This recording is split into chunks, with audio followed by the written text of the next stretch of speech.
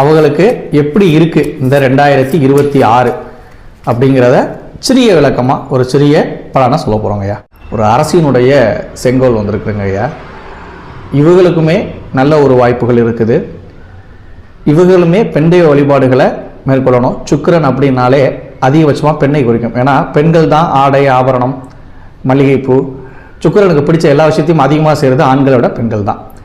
இவங்களுக்கு இந்த 2026 ஒரு சிம்மாசனத்தில் அமர்ந்த மாதிரியான விஷயங்கள் நடக்கும் ஐயா. அவங்க எதிர்பார்த்த விஷயங்கள் நடக்கும். ஒரு கருப்பு பூனை உட்காந்துருக்கு. ஸோ அப்போ அவங்களுக்கு இருக்கக்கூடிய தடைகள் விலகும் அப்படின்னு நம்ம சொல்லலாம். மேலே பார்த்தீங்க அப்படின்னா சிங்கங்கள் மேலே இருக்குது, அவங்களுடைய அரியாசனத்திற்கு மேலே. அப்போ சிங்கம் அப்படிங்கும்போதே ஆளுமைத்தன்மை அப்படின்னு பேர். அப்போ இவர்கள் காத்திருக்கக்கூடிய விஷயங்கள் அனைத்துமே ரொம்ப நல்லபடியாக நடக்கும்.